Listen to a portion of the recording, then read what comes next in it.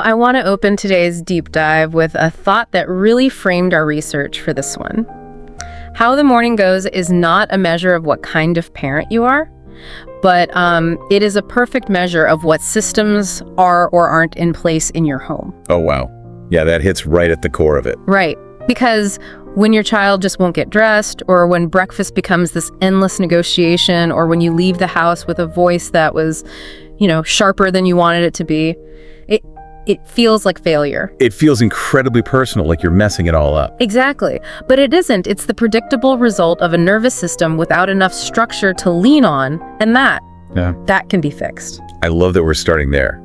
Because, you're sitting in the driver's seat of the car, right?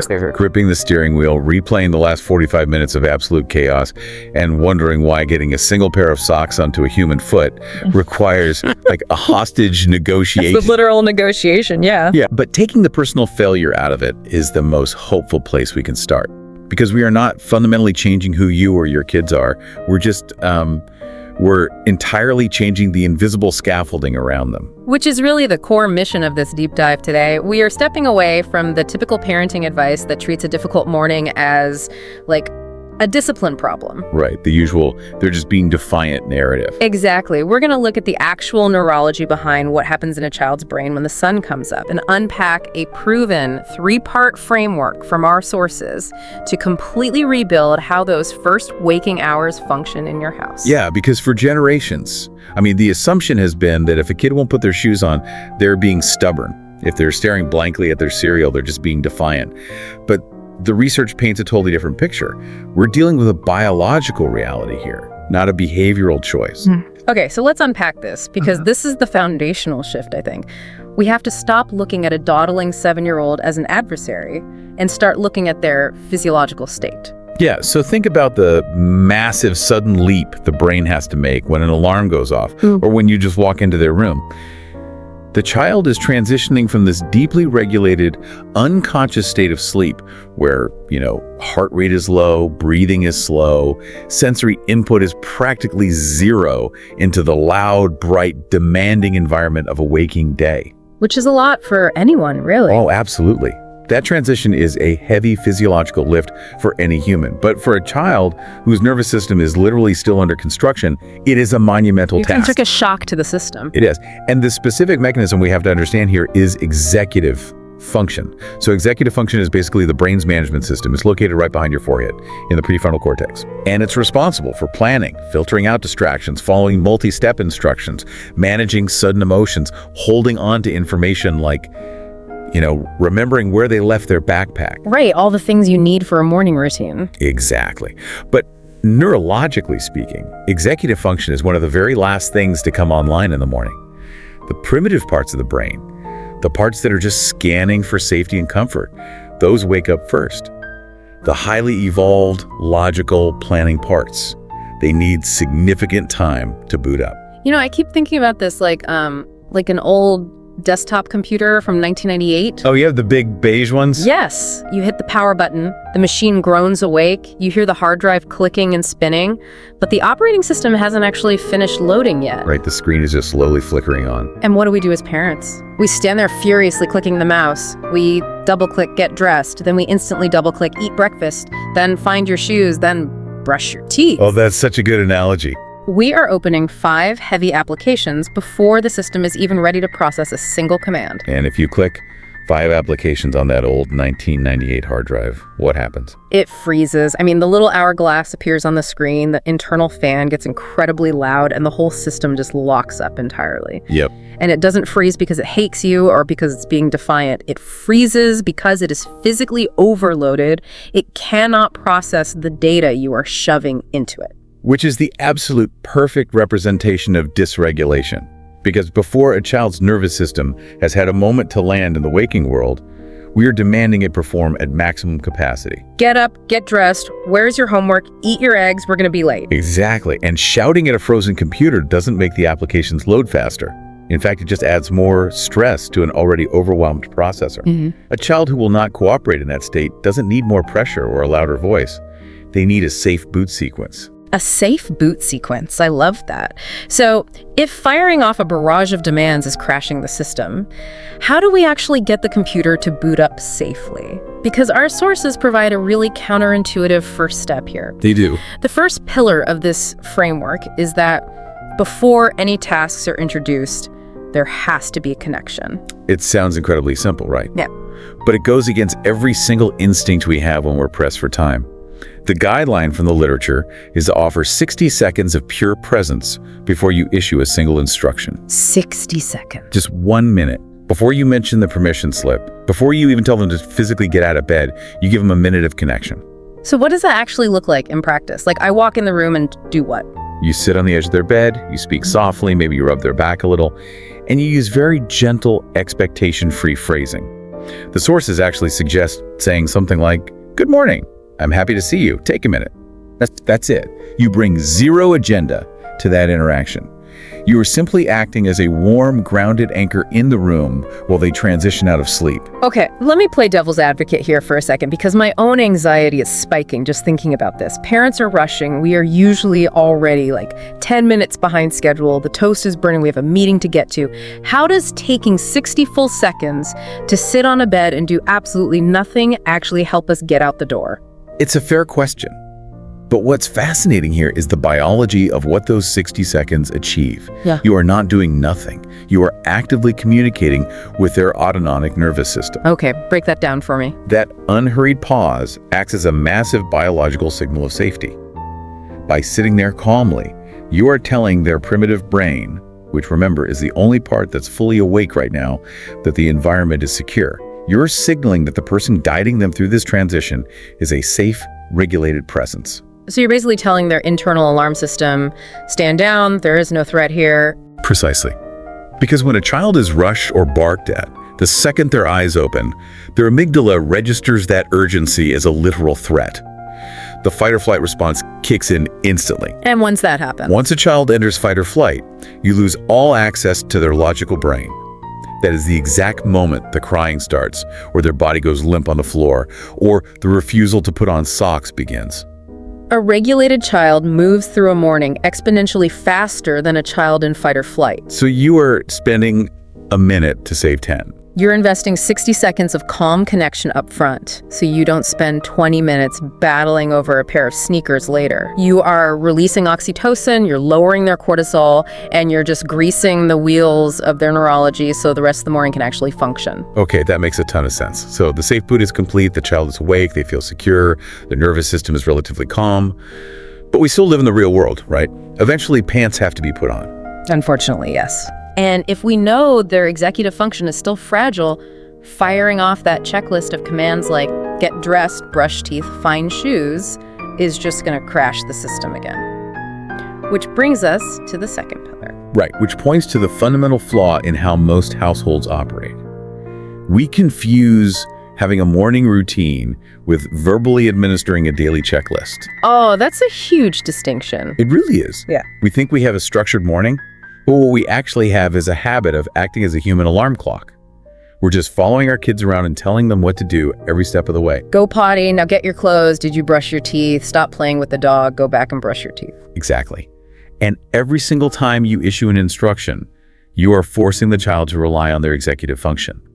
You are demanding they process your auditory command, translate it into physical action, filter out the distraction of the dog, and execute the task over and over again. Which is exhausting for them. It drains their limited mental battery before they even leave the house. And it exhausts you too. So we have to offload the work from their fragile executive function to the habit centers of their brain. The second pillar is predictability over instructions.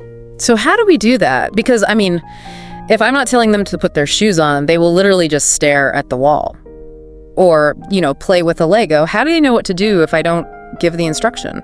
Well, a true routine is a sequence their brain learns so automatically that it requires almost zero conscious thought. It has to be the exact same order every single day until it runs on autopilot. Wake up, bathroom, clothes, breakfast, shoes. Same order, no variations. So we're moving the processing away from the front of the brain. Yes, we are shifting the heavy lifting from the prefrontal cortex to the basal ganglia, which is the part of the brain responsible for automatic, deeply ingrained habits. Let me try another analogy here. Using verbal instructions is basically like driving a manual transmission car. The child has to constantly think about the clutch, shift the gears, monitor the RPMs. It requires active, continuous attention. Building this sequence is about installing an automatic transmission. They just put it in drive and the car does the shifting for them. That is a perfect way to look at it. The conscious effort is completely removed. But, and this is the catch, installing that automatic transmission takes time. Right. The neurological consensus from our sources is that it takes about 3 weeks, roughly 21 days, to forge and solidify those new neural pathways. Here's where it gets really interesting, though, because if we can't use our words to prompt them during those 21 days, what are we actually doing? We can't just stand there silently hoping they magically figure out that breakfast comes after clothes. No, you definitely can't do that. Yeah. Those 21 days are your investment period, and they require highly intentional, nonverbal scaffolding. Nonverbal scaffolding. Right. Instead of barking orders from the kitchen, you use physical proximity. You gently guide them by the shoulder toward the bathroom. You point to the clothes that you laid out the night before. Many of the sources recommend families use a visual chart with simple pictures. A toilet, a shirt, a bowl of cereal, a toothbrush. Oh, nice. Yeah, so you just tap the picture of the shirt. Yeah. You don't say a word. You let the visual cue and your calm physical presence guide them through the sequence. Okay, but what about when they inevitably get distracted by the Lego on the floor? Because they will. Oh, they definitely will. But you don't yell, "Put the Lego down." You walk over, gently place your hand over theirs, remove the Lego, and point back to the visual chart. You are physically walking them through the neural pathway you're trying to build. That takes a lot of patience. It does. Building a new neural pathway is like hacking your way through a dense, overgrown forest. The first time you do it, it is exhausting. You're chopping down branches, you're tripping over roots. It takes immense effort. But if you walk that exact same path every single day, by day 21, you've beaten down the brush, you've carved a dirt road, it becomes the path of least resistance for the brain. I think most parents would pay good money just to see a child put on pants without being asked. Absolutely. But let's be real, kids are wild cards. They're not robots we can just program with a visual chart. They push boundaries, they developmentally crave control. So even with the connection and even with an automatic transmission installed, how do we handle the inevitable pushback without blowing up the whole system? That's a huge piece of this puzzle, and it leads right into the third pillar. The need for control is a massive factor. If children feel micromanaged, even non-verbally, they will eventually rebel. Of course. If every morning feels like a military drill where they have absolutely no agency, they're going to dig their heels in just to prove they exist and have a voice. Right, so we have to give them some of the steering wheel. But how do we do that without derailing the sequence? Are we just letting the inmates run the asylum because we're afraid of a tantrum? Not at all. You employ strategic autonomy. The secret is giving the child agency over the how, but never the whether. Interesting. The how, but never the whether. Exactly. The core tasks of the morning, getting dressed, eating, brushing teeth, those are non-negotiable. That is the structure. But the autonomy happens within that structure. So what does this all mean in practice? Let's give the listeners some concrete examples. Sure. So instead of issuing a directive like, go get dressed right now, you offer a choice. Do you want to get dressed first or eat first? Instead of saying pack your bag, you ask, do you want to pack your bag now or after breakfast? I see. Notice the framework there. You are offering two choices. Both choices are completely acceptable to you, the parent, and both lead to the ultimate goal.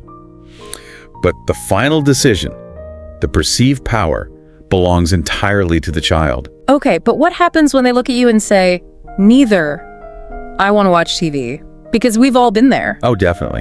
When that happens, you just hold the boundary calmly. You say, watching TV isn't one of the choices right now. You can choose to get dressed first or eat first, which works better for you. Keep it steady. Exactly. By offering those acceptable choices, you are completely bypassing their threat response. You remove the deep-seated resistance that comes from a child feeling like the morning is being done to them. Instead, it feels like the morning is being done with them. They are a participant, not a prisoner. It's a subtle linguistic shift, really, but it fundamentally changes the energy in the room. I mean, nobody likes being micromanaged. Not at work, not in a relationship, and definitely not when you are 6 years old and still tired. By framing it as a choice, you're inviting collaboration rather than forcing compliance. And you still get exactly what you need, a dressed, fed child, ready for school, but you completely bypass the power struggle. And when you weave these three pillars together, the 60 seconds of connection to safe boot the system, the 21 days of building the automatic sequence, and the strategic autonomy to give them a sense of control, you stop fighting against their biology and start working alongside it. Yeah, that makes so much sense. So let's zoom out for a second, because we've spent a lot of time on the tactical execution of the first hour of the day. Why put all this intentional heavy lifting work into just getting out the door? Is it really just about avoiding a yelling match over a missing shoe? It goes so much deeper than the shoe. We refer to this as the downstream effect in the literature. The way a child's nervous system is primed in the first hour of waking actually sets the baseline for the entire rest of their day. Wow. Okay, so think about the child who leaves the house after a chaotic, combative morning. They've been rushed, scolded, and their fight or flight response has been triggered multiple times before, like 8:00 a.m. Right. That child walks into their classroom with a nervous system vibrating with stress hormones. And cortisol has a really long half-life. They are defensive. They are easily triggered by a sudden loud noise or a classmate accidentally bumping their shoulder in the hallway. They're on high alert. Completely. Their prefrontal cortex, the part of the brain required to sit still, absorb a math lesson, and regulate social interactions, is essentially offline because all their biological resources are still dealing with the stress of the morning. But the child who experiences this regulated framework, They leave the house feeling connected and capable. They arrive at school with their executive function online and humming smoothly. They haven't depleted their mental energy navigating a parent's scattered demands, so they actually have the cognitive reserves needed to focus.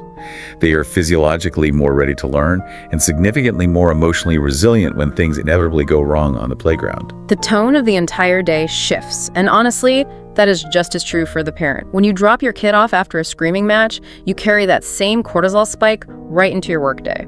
Oh, for sure. You grip the steering wheel, your chest is tight, you feel guilty, and you're distracted during your first meeting. But when the morning flows automatically, you step out the door feeling like a cohesive team. The morning isn't just the start of the day. It really is the foundation everything else is built upon. It is arguably the highest leverage point in your entire day as a parent. By changing that first hour, you alter the trajectory of the next 12 hours for everyone in the house. So if you're ready to actually change how mornings feel in your home, we've created a free guide with the full routine framework, the exact phrases that work, what to do when your child resists, and how to build this even if mornings have been chaotic for years. It's such an amazing resource to have on hand. It really is. It's called The Morning Routine That Ended Our Daily Chaos, and it's completely free. Find the link to download it in the description below because, well, mornings don't need to be perfect. They need to be intentional. That intentionality is what changes the entire dynamic. Absolutely. But before we wrap up today, I want to leave you with one final thought to mull over. We spent this entire deep dive talking about your kids' neurology, about their executive function, their need for a gentle transition, and, avoiding that system crash. But think about your own adult mornings. Oh, that's a great point. Right. Do you give your own executive function time to come online? Or do you jolt your own nervous system into immediate dysregulation by grabbing your phone and scrolling through stressful work emails the absolute second you open your eyes? We expect our kids to manage their transitions flawlessly, while we routinely sabotage our own. Yeah, we really do. Ask yourself, how might regulating your own start giving yourself your own safe boot sequence change the rest of your family's day? Thanks for listening, everyone. Catch you on the next deep dive.